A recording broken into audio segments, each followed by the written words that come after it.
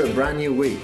So today is the start of week 4. Over the weekend you would have done your cardio and you'll be ready and charged for chest, triceps and calves today. So make sure that you eat approximately an hour before training, take your glutamine immediately before training, and then do your warm-up, and I'll see you in the gym. The first exercise that we have here today is for chest, but I also want to make mention that you should be doing 30 minutes of cardio now. So that's a 10-minute increase of your normal 20 minutes. So make sure that you're doing 30 minutes every single day from here on in until I tell you to increase that again. So the first exercise that we're doing for chest is incline dumbbell press. So you're going to start off with a warm-up like Jim is demonstrating here.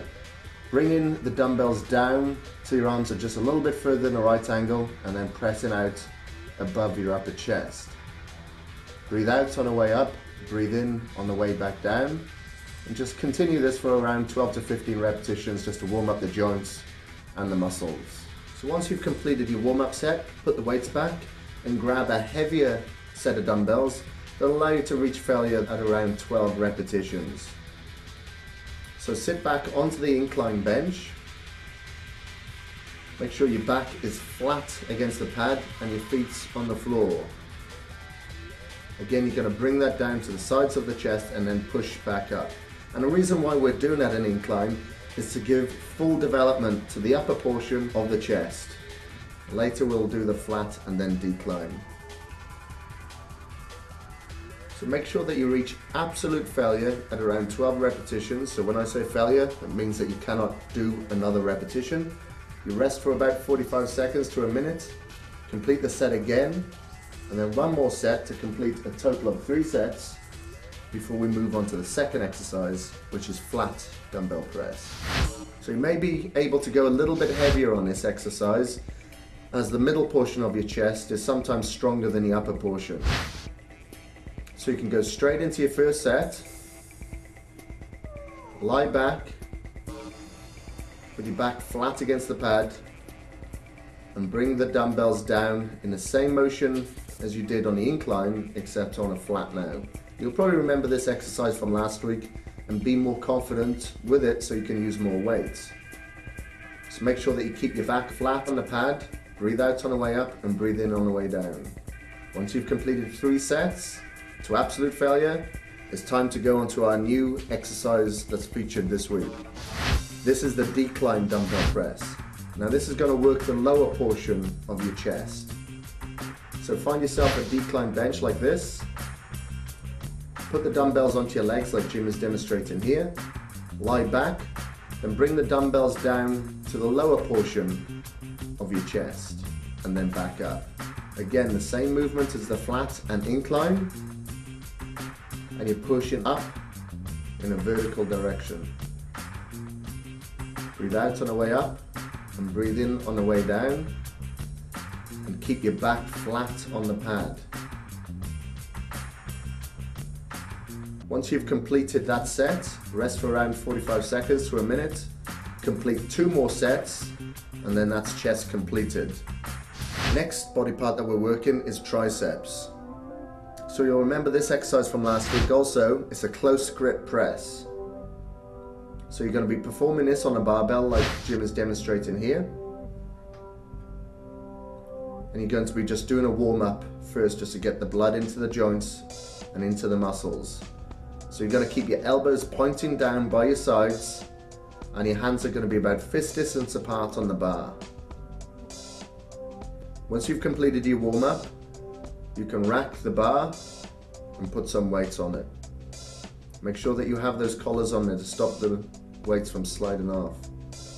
So once you've put the weights on the bar, lie back, again with your hands about fist distance apart on the Olympic bar, and you're going to push up directly above your chest and then lower it down until the bar almost touches your chest.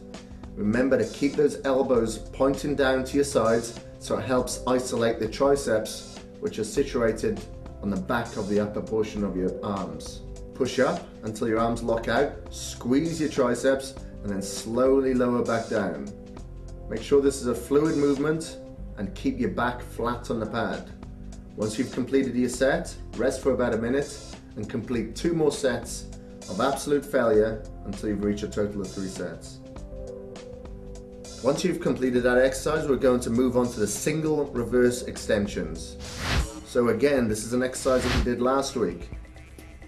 So select the appropriate weight so you can go straight into your first set because you've already warmed up your triceps and your elbows with a close grip press earlier. So make sure that you support yourself with one hand, have the palm of your hand facing forward, grab hold of the single hand attachment, keep your elbows in one fixed position and extend down.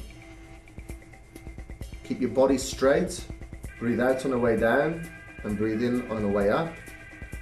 And make sure that you don't swing or use any momentum to get this exercise down. Once you've completed one arm, you move on to the second arm and that's 1 set completed. Now you need to do 3 of these sets until you've reached absolute failure. And once you have, then we're ready to move on to the new exercise for the week. And this is dips. So you need to find a dip machine like the one that you can see on the video screen. And as Jim approaches it, he puts his hands on the bars to grip his body weight and lowers himself down until their arms are at a right angle. Again, keep your elbows in tight and close together to isolate the triceps. Try to keep your body straight and just keep going until you reach absolute failure. Once you've completed 3 sets of that exercise and rested about a minute between each set, you're completed with chest and triceps and we're ready to move on to abs. Now we're ready for the last exercise of the day, which is for upper abs, and this is crunches with our legs raised. Now this is the same movement that we did in week 1. So as you may remember, you need to bring your legs up so your knees are bent. So it's going to work the upper portion of your abs. You're going to bring your upper body up, you're going to crunch in and then lower yourself down. Breathe out on the way up and breathe in on the way down. Make sure you just continue to do this exercise until you reach absolute failure. Once you've done that, just rest for about a minute and do that twice more until you've reached 3 sets as your total, and then you're finished for the day. So make sure that you go and cool down for around 5 to 10 minutes and I'll see you back at the office. Oh, that was a hard workout, wasn't it?